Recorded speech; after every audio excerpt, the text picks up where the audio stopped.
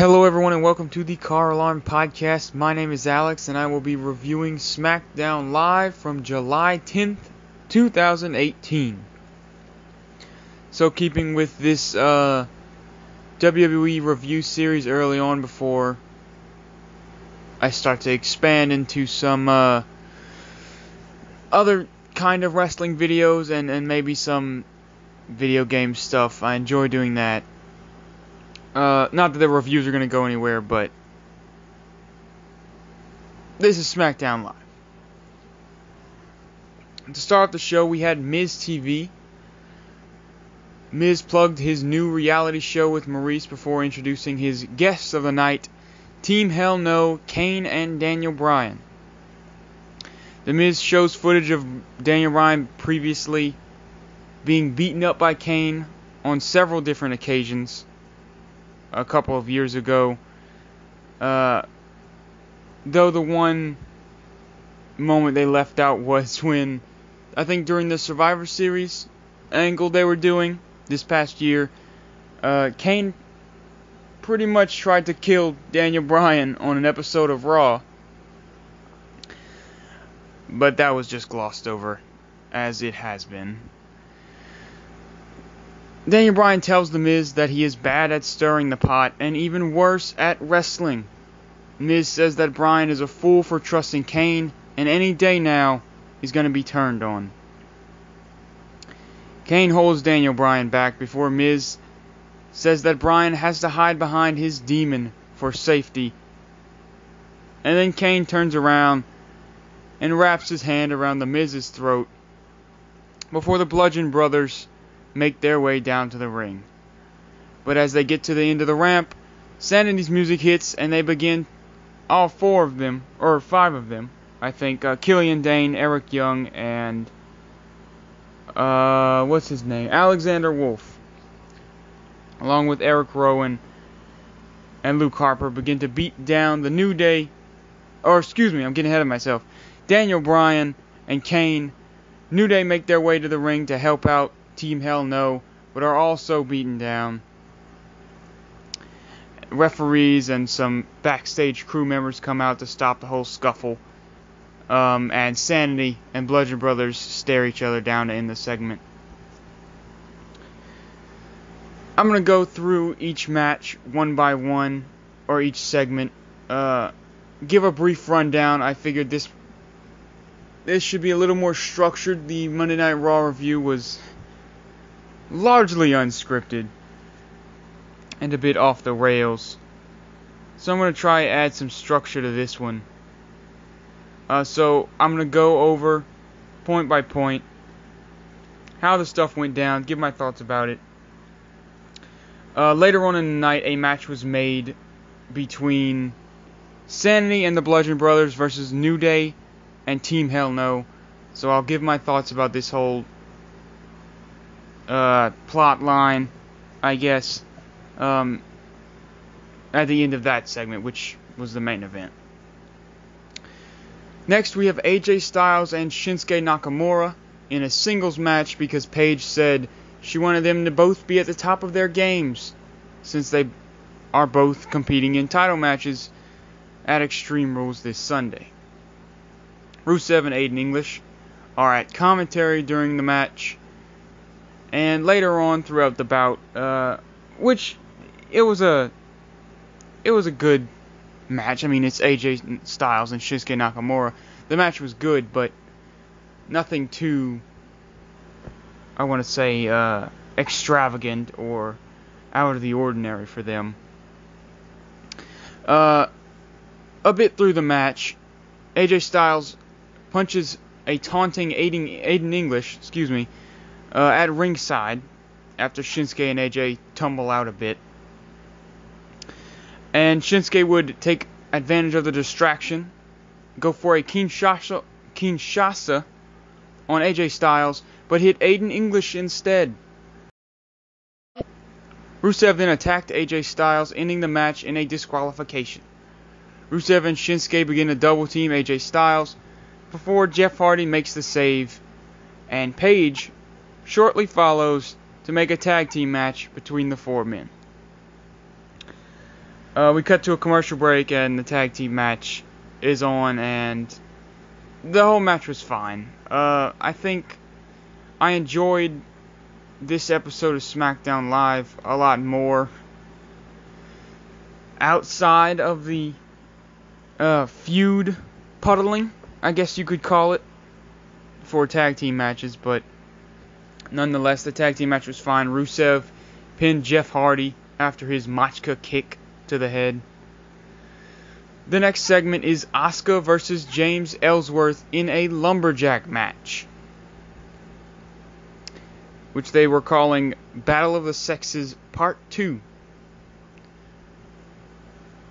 Before the match begins, Ellsworth says no woman is ready for Asuka, but he is, and then he calls her out.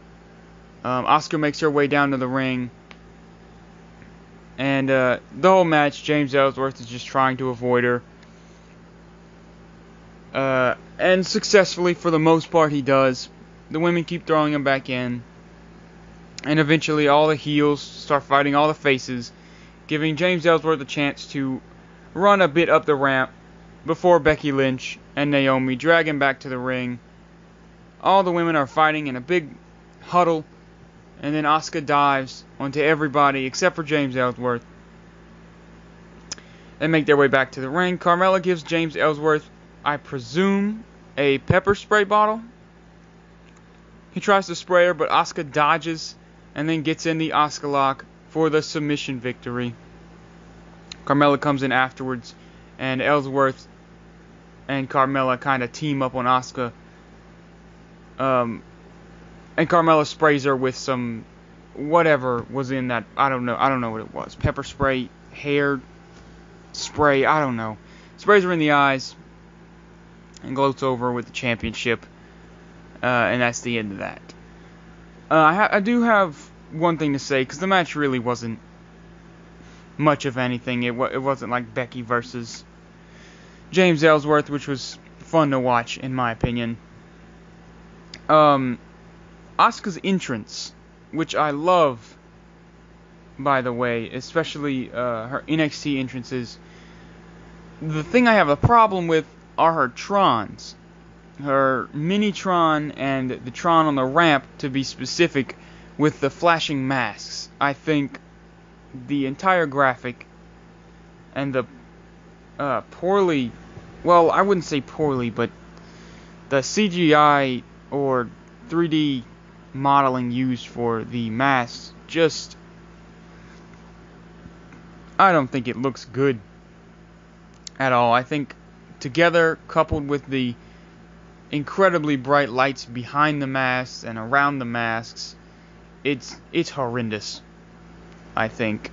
I feel like I just needed to talk about this. It's gross, and I cannot focus on anything but her Tron videos while she's making her entrance. And it was made even worse at WrestleMania, this past WrestleMania 34, with those 3D, I guess you'd call them virtual reality, whatever the effects they were using, those giant 3D masks with all the fake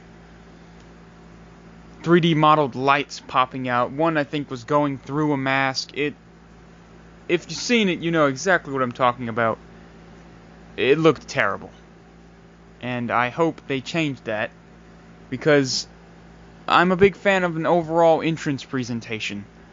And apart from that, well, I mean, even her apron animation video it looks just kind of ugly. It's kind of hard to make out what it is, other than just her name is just bright red. It's listen, just trust me, it's gross to look at. But moving on from that, later on backstage, Ellsworth and Carmella are met by Paige, who reveals that at Extreme Rules, James Ellsworth will be in a shark cage hanging over the Asuka vs. Carmella SmackDown Women's Championship match.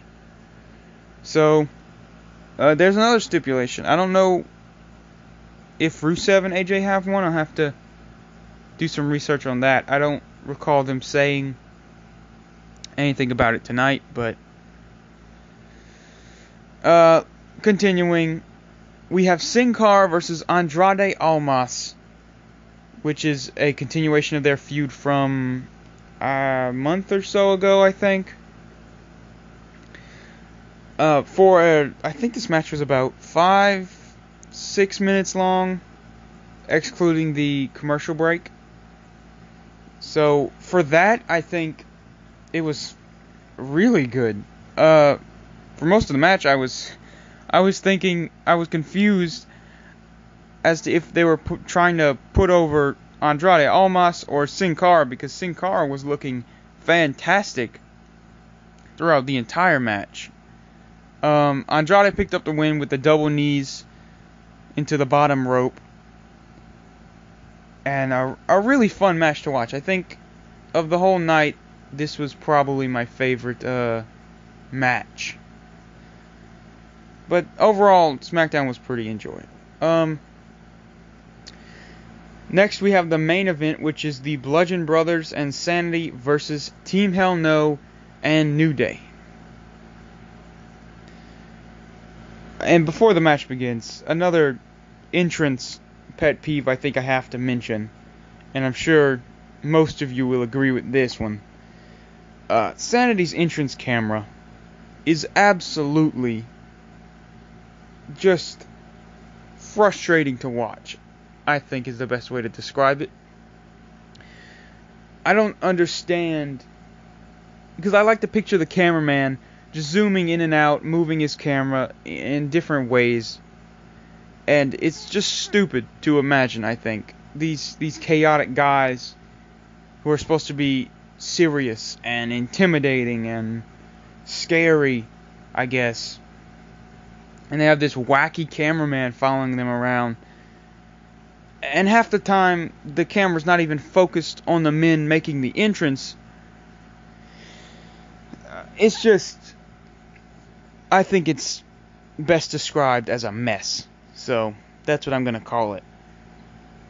The match begins with all 10 of the men brawling in the ring. And then we go to a commercial break. And when we get back, Big E and Alexander Wolf start off the match officially as the taggees, I guess. The whole match was pretty by the numbers, I guess. You know, each wrestler getting in. The hot tag, of course, was to Daniel Bryan. Or, if you want to call it a hot tag, I guess. But, it was fine. You know, the basic WWE multi-man match at this point, if you've been watching long enough. A fine match to watch. Nothing special. Which I feel like I say a bit often, but it's true. Still a little entertaining to watch. The ending, Daniel Bryan hit a running knee to Eric Young for the pin and the win. And after the match was actually much more entertaining than the match itself, in my opinion. So we had Daniel Bryan and Kane at the ramp in the closing moments of SmackDown Live, where Daniel Bryan was yes chanting, and Kane kind of gently pushed Daniel Bryan to the side to start yes chanting himself, before Daniel Bryan would push Kane to the side and attempt to summon fire, as Kane so often does, albeit recently without actual fire. He tries it twice and fails, gets a bit more confidence, tries to get the crowd to start cheering along with him. He does it one more time, and actual fire pops out of the stage side, and the whole Trons and everything changed to Kane's fire. And it was fun to see Bryan's reaction to that and everyone's reaction. I think whoever was hitting the pyro was a little late, but it was a cool segment to watch nonetheless. Daniel Bryan trying to summon fire. So I guess canon, Daniel Bryan is now a demon or possesses demon powers. I'm not really sure how this works. I doubt they'll follow up on that plot line. But overall, I think Kane and Bryan are a very welcome part of SmackDown Live right now, in my opinion. Just because they have great chemistry together, I think, and they provide some comedy. And I noticed this about SmackDown Live tonight, and maybe a few of the weeks prior. It's more lighthearted, but also more focused, and I don't know, it feels much more friendly and just confident, I guess. I guess on a tier system, I would say Mojo Rawley and No Way Jose are at the same level as Andrade Almas and Sin Cara as far as spot on the card with their feud and hype around it. But Almas and Sin Cara's match, and I think the build up to their feud in general, has been much better, and it hasn't even been that good. But it's at least been interesting, and at least interesting when it's on TV, which is more than I can say for Rawley and No Way Jose, which I am often fast forwarding through in the past few weeks before I started watching a little closer to record the podcast. I think overall SmackDown's just a better show right now. I really hope when they move to Fox they won't pick up that 3-hour system, because it is not benefiting Raw as far as content goes. I think pretty soon I might start some kind of ratings on my shows, so I can keep a record of the best and worst SmackDowns and matches and such on Raws too. And I'm gonna review NXT tomorrow, so watch out for that match. Or excuse me, that video. It's again 1 a.m. Recording this just after watching SmackDown. I enjoyed the show, and I am looking forward to, I think, most all of the matches at Extreme Rules. Certainly Rusev and AJ Styles. I think that one's going to be fantastic. New Day versus Sanity's on the pre-show, I think. I might check that out. I don't usually watch the pre-show.